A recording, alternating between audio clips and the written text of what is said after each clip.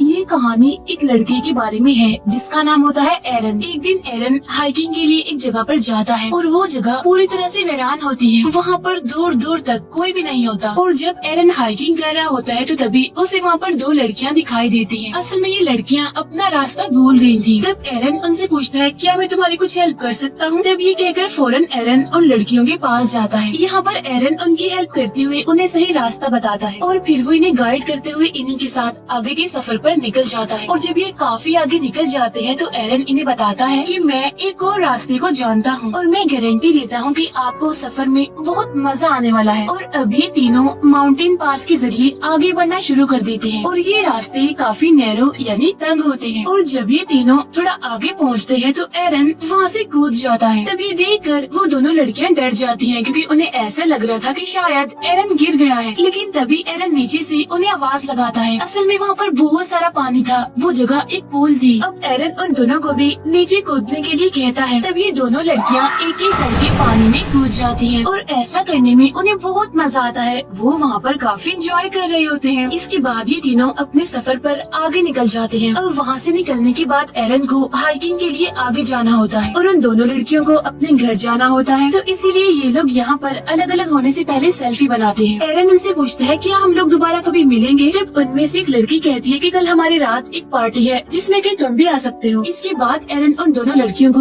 Good bye कहकर वहाँ से निकल जाता है। एरन अब माउंटेन पास से आगे बढ़ रहा होता है। वो काफी खुश होता है। वो इस हाइकिंग को काफी एंजॉय कर रहा होता है। लेकिन यहाँ के रास्ते बहुत ही ज्यादा तंग और खतरनाक होते हैं। और जब एरन दो तंग पहाड़ियों से नीचे उतरता है तो वहाँ पर एक बड़ा सा पत्थर होता है और जब एरन उस पत्थर का सहारा ले रहा होता है तो तभी वो पत्थर खिसक जाता है जिसकी वजह से अब बेचारा एरन नीचे गिरने लगता है। और वो पत्थर जिसका एरन ने सहारा लिया था वो भी उसके साथ साथ आकर उसके हाथ पर गिर जाता है, उसके राइट हैंड पर। और अब एरन का हाथ दो तंग पहाड़ियों के बीच में एक पत्थर के नीचे फंस जाता है। अब हालांकि उसे ज्यादा चोट तो नहीं लगी थी लेकिन उसका हाथ वहाँ से निकल ही नहीं रहा था। वो अपने हाथ को वहाँ से निकालने की बहुत कोशिश करता है लेकिन वो इसमें नाकामयाब ही रहता है। और जब एरन को रियलाइज होता है कि अब उसका हाथ यहाँ से नहीं निकल सकता तो इसीलिए वो उन दोनों लड़कियों को चिल्ला चिल्ला कर आवाजें लगाने लगता है। लेकिन अनलकीली उसकी आवाज वहाँ से बाहर नहीं जा सकती थी क्योंकि ये सारे नैरो माउंटेन्स हैं और यहाँ से आवाज को बाहर पहुँचाना जहाँ पर दूर दूर तक कोई इंसान जानवर यहाँ तक कि बर्ड्स का भी नामो निशान नहीं है,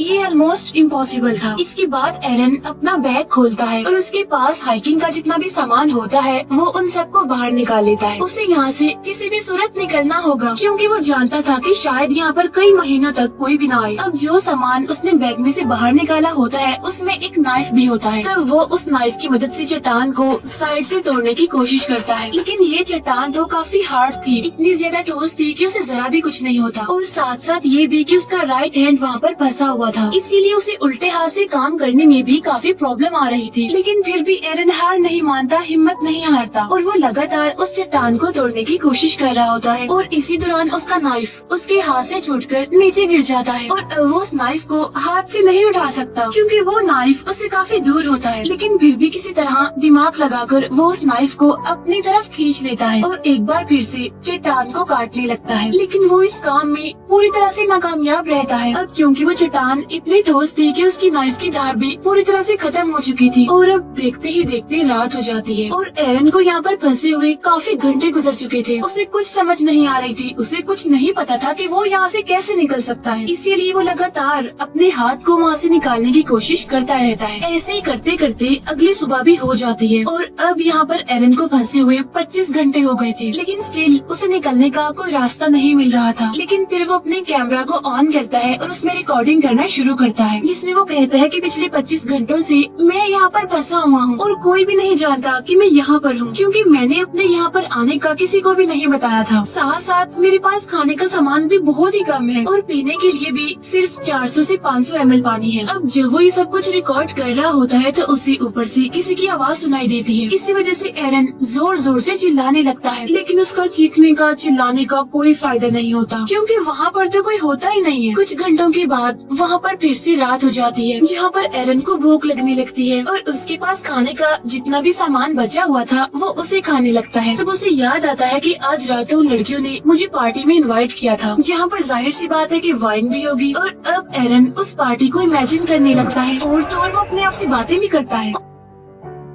और उसे वो टाइम भी याद आता है जब वो हाइकिंग के लिए सैटरडे को अपने घर से निकल रहा होता है, जहाँ उसके पास उसकी मदर की कॉल भी आ रही होती है, लेकिन वो उनकी कॉल नहीं पिक करता, उन्हें नहीं बताता कि वो हाइकिंग के लिए जा रहा है। और अगर एरन ने उन्हें बताया होता तो शायद वो उसे ढूंढते हुए यहाँ पर आ जाती, लेकिन अब कोई भी नहीं जानता कि एरन आखिर है कहाँ पर। अब तीसरे दिन यानी कि मंडे को एरन एक पुली बनाता है। वो रस्सियों के जरिए उस पत्थर को बांधता है जो पत्थर उसके हाथ के ऊपर पड़ा हुआ है, और रस्सी के दूसरे हिस्से से वो उस पत्थर को उठाने की कोशिश करता है, लेकिन इतनी स्ट्रगल करने के बावजूद भी वो पत्थर अपनी जगह से हिलता तक नहीं है। इसके बाद वो रस्सी के उस सिरे को अपने पाँव में फंसाकर पूरा जोर लगाकर उस पत्थर को हिलाने की कोशिश करता है, लेकिन इस बार भी कोई फायदा नहीं होता। मुसीबत तो बढ़ती जा रही थी क्योंकि 3 दिन हो गए थे और अब उसका पीने का पानी भी खत्म हो गया था। अब क्योंकि वो यहाँ पर फ्री है, उसके पास कोई काम नहीं है, इसीलिए वो छोटी छोटी चीजों को भी नोटिस कर रहा था यहाँ पर, जैसे कि एक बर्ड ऊपर आसमान से उड़ रहा है, वो वहाँ से हिल भी नहीं सकता, और कभी कभी वहाँ पर कुछ खतरनाक इंसेक्ट्स भी आते रहते हैं, और अगर वो उन इंसेक्ट्स को मारकर उन्हें खाना चाहता है तो उसे उनके आने का इंतजार करना होगा। और तो और इस माउंटेन पास में एरन को एक दिन में सिर्फ 15 मिनट धूप मिलती है, क्योंकि उसके बाद धूप तो वहाँ से चली जाती है। अब 3 दिन से एरन यहाँ पर भूख से, प्यास से और ऐसे माहौल से काफी परेशान हो गया था, और इसीलिए अब वो ये डिसाइड करता है कि वो अपने हाथ को ही काट देगा। तब ये सोचकर वो अपने हाथ के ऊपर वाले हिस्से को यानी कि बाजू को अच्छे से बांध लेता है, और उसके पास जो नाइफ होता है वो उससे अपने बाजू को काटने की कोशिश करता है, लेकिन उस नाइफ की धार तो खत्म हो गई थी, जिसकी वजह से उसकी बाजू की पतली सी स्किन भी उस नाइफ से नहीं कट रही थी। तब इस बात से एरन काफी डिसअपॉइंटेड हो जाता है, और इसीलिए वो कैमरा में रिकॉर्ड करता है कि कभी भी सस्ते टॉयज मत खरीदना, क्योंकि ये तो बेकार होते हैं, किसी काम के नहीं होते। अब इस तरह करके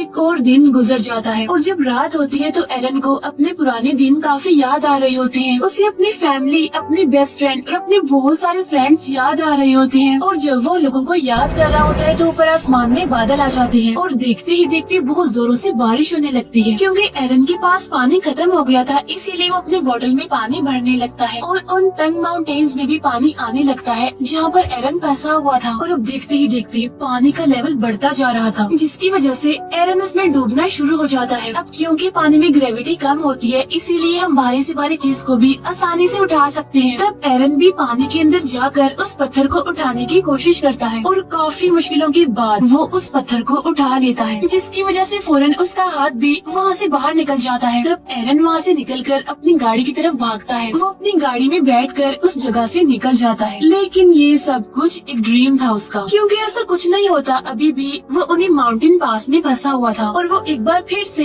जोर जोर से चिल्लाने लगता है। अब क्योंकि उसे यहाँ पर फंसे हुए काफी दिन हो गए थे, इसीलिए उसे अजीब तरह के ड्रीम्स और हेलुसिनेशंस होने लगती है। एरन को यहाँ पर फंसे हुए 4 दिन हो गए थे, और ये होता है उसका 5वां दिन, इसीलिए उसका बिहेवियर, उसका मेंटल बैलेंस काफी चेंज हो जाता है। वो अपने आप से बातें करता है, कमेंट्री करता है, हंसता है, और ये भी बताता है कि अगर उस दिन मैंने अपनी मदर की कॉल रिसीव की होती, उन्हें मैंने बताया होता कि मैं यहाँ पर आ रहा हूँ, तो शायद आज मैं यहाँ पर फंसा हुआ न होता। और जिस शॉप से मैंने हाइकिंग का सारा सामान लिया था, वहाँ के शॉपकीपर को भी मैंने कुछ नहीं बताया था, और अगर उसे पता होता इसके यहाँ आने का तो शायद वो एरन की मिसिंग होने की रिपोर्ट करवा देता, जिसकी वजह से कोई ना कोई तो उसे यहाँ पर ढूंढने आ ही जाता। यहाँ पर एरन अपने पेरेंट्स से कहता है कि मैं आपसे बहुत प्यार करता हूँ। असल में एरन ये सब कुछ इसीलिए रिकॉर्ड कर रहा होता है क्योंकि उसकी यहाँ से निकलने की उम्मीदें खुद भी खत्म हो चुकी थी, क्योंकि वो भूखा भी है, प्यासा भी है, उसकी बॉडी में जान नहीं है, और ये इतना बड़ा पत्थर जो है जिसे वो मूव भी नहीं कर सकता, उसने एरन को जैसे यहाँ पर कैद ही करके रख दिया है। अब एरन एक बार फिर से अपने हाथ को बांधता है, और वो नाइफ जिसकी धार पूरी तरह से खत्म हो चुकी है, वो उससे अपने हाथ को काटने की कोशिश नहीं करता, बल्कि वो नाइफ की फ्रंट साइड से अपने हाथ पर स्टैब करना शुरू कर देता है। वो नाइफ को इतने अंदर तक गाड़ता है कि वो उसकी हड्डी तक पहुंच जाता है, जिसकी वजह से उसका खून निकलने लगता है। लेकिन इससे आगे एरन कुछ भी नहीं कर पाता मजीद, और अब इस तरह से एक दिन और गुजर जाता है। और जब छठा दिन आता है तो एरन की हालत काफी खराब होती है, वो काफी कमजोर पड़ गया था, और अगर वो अब यहाँ से नहीं निकला तो वो बच नहीं पाएगा। तब यहाँ पर एरन ये भी सोचता है कि शायद ये पत्थर पूरी जिंदगी से मेरा ही इंतजार कर रहा है। जब से मैं पैदा हुआ हूँ ये माउंटेन पास मेरा ही इंतजार कर रहा था, और शायद मेरी डेस्टिनेशन यही है। और अब वो वहाँ चट्टान पर रिप रेस्ट इन पीस लिख देता है, साथ साथ वो अपनी डेट ऑफ बर्थ भी लिखता है और अपना नाम भी, क्योंकि अब उसे यकीन आ चुका था कि वो यहाँ से जिंदा बचकर वापस नहीं जा पाएगा। साथ साथ उसकी पूरी हिम्मत टूट चुकी थी, वो काफी निढाल भी हो गया था। फिर नेक्स्ट डे यानी छठे दिन जब उसे हल्का सा होश आता है तो उसे कुछ विजन्स दिखाई देने लगते हैं। तब उस विजन में उसे एक छोटा बच्चा दिखाई देता है जो कि असल में एरन का फ्यूचर सन होता है। तब एरन देखता है कि वो अपने बच्चे के साथ खेल रहा है, जिसकी वजह से वो इमोशनल हो जाता है और अब उसके अंदर एक पावर डेवलप होती है और इसीलिए वो अपने फंसे हुए हाथ को ऑपोजिट साइड पर पुश करना शुरू करता है। ऐसा करके वो अपने हाथ की हड्डी को तोड़ देता है और उसके पास जो चाकू होता है उस पर भी उसने धार लगा ली होती है और अब आहिस्ता आहिस्ता करके वो अपने हाथ को काटना शुरू करता है और अब इस तरह करके वो अपने हाथ को अपनी बॉडी से अलग कर देता है और आज छठे दिन वो अपने हाथ को सेक्रीफाइस करके इस पत्थर से खुद को आजाद कर लेता है। और वहाँ से निकलने से पहले वो अपने हाथ की पिक्चर भी बनाता है, उस हाथ की जो अभी भी उस पत्थर में फंसा हुआ है। और अब एरन बड़ी मुश्किल से इन माउंटेन पास से बाहर निकलता है और बाहर निकलकर वो देखता है कि वहाँ पर बारिश का कुछ पानी पड़ा हुआ है। तब एरन वहाँ पर जाकर वहाँ से बहुत सारा पानी पीने लगता है, क्योंकि पिछले 6 दिनों से ना उसने कुछ खाया था और ना ही पानी पिया था, इसीलिए आज वो जी भर के पानी पीता है। और इसके बाद वो वहाँ से आगे निकलता है और उसे आसमान में उड़ता हुआ वो बर्ड भी दिखाई देता है, जिसे वो हर रोज माउंटेन पास ही देखा करता था। और आज वो खुद को भी उस बर्ड की तरह आजाद समझ रहा था, लेकिन अभी भी उस एरिया से निकलना कोई आसान नहीं था, क्योंकि वो जगह काफी बड़ी और बंजर थी। लेकिन अभी भी एरन हिम्मत नहीं हारता और इतना ज्यादा पेन में होने के बावजूद भी वो आगे बढ़ता रहता है। और तभी उसे एक फैमिली दिखाई देती है जो कि हाइकिंग के लिए यहाँ पर आई हुई थी। तब एरन उन्हें आवाज लगाता है और वो भागते हुए उसकी तरफ आते हैं। वो एरन की मदद के लिए सिक्योरिटी को बुलाते हैं और इसके बाद वहाँ पर एक हेलीकॉप्टर आता है और फिर एरन को वहाँ से हेलीकॉप्टर के जरिए हॉस्पिटल ले जाया जाता है। फिर हमें कुछ टाइम बाद का सीन दिखाया जाता है जहाँ पर एरन बिल्कुल ठीक हो गया था और एरन ने जो अपने बच्चे के विजन देखे थे वो भी सच हो जाता है, क्योंकि 3 साल बाद एरन एक लड़की से मिलता है और उन दोनों की शादी हो जाती है। इसके बाद एरन का एक बेटा होता है जो सेम टू सेम उसी बच्चे जैसा होता है जिसे एरन ने अपने विजन्स में देखा था। अब इन 6 दिनों में एरन ने मौत को बहुत करीब से देखा, लेकिन उसके बाद भी एरन अपना पैशन नहीं छोड़ता। वो अभी भी क्लाइंबिंग करता है, हाइकिंग के लिए जाता रहता है और वो जहाँ भी जाता है ये नोट जरूर लिखता है कि वो कहाँ कहाँ पर जा चुका है। अब यहाँ पर मैं आपको एक शॉकिंग बात बताती हूँ, वो ये कि ये कहानी एक रियल इंसिडेंट पर बेस्ड है। यानी ये सच है कि एरन 6 दिनों तक उन माउंटेन पास में फंसा रहा। वहाँ उसने बड़ी मुश्किल से अपना टाइम गुजारा और उसने उन चट्टानों पर अपनी डेट ऑफ बर्थ और अपने मरने की डेट भी लिख दी थी, क्योंकि उसे यकीन जो हो गया था कि वो यहाँ से जिंदा बचकर वापस नहीं जाएगा। और जिस पत्थर के नीचे एरन का हाथ फंसा था उसका वेट 360 kg था। खाने पीने का सामान भी बहुत थोड़ा था, लेकिन फिर भी जो उसकी अच्छी बात उसने हिम्मत नहीं हारी और यही वजह थी कि फिर भी उसने 5 दिन तक सरवाइव कर लिया। और छठे दिन जब उसको लगा कि वो नहीं बचेगा तो किसी पावर ने उसका साथ दिया, जिसमें उसे अपने फ्यूचर सन की विजन्स आए, जिससे उसे पावर मिली और वो वहाँ से निकलने में फाइनली कामयाब हो गया। एरन ने अपने एक इंटरव्यू में ये भी कहा होता है कि अगर वो पहले अपना हाथ काट देता तो उसका बहुत सारा खून बह जाता और वो यहाँ से बचकर बाहर ना निकलता। और जब उसने अपना हाथ काटा उस टाइम भी अगर वो अपना हाथ ना काटता तब भी वो वहाँ पर मर जाता। जब उसने अपना हाथ काटा तो उसकी बॉडी वीक थी, इसीलिए उसका खून ज्यादा नहीं बहा और इसी वजह से हाथ कटने के बावजूद भी वो 4 घंटों तक वहीं पर ही घूमता फिरता रहा। अब इस तरह से एरन ने कभी न हार मानने वाले अपने जज्बे को दिखाया और इसी के साथ ही ये मूवी यहीं पर एंड हो जाती है। Thank you for watching.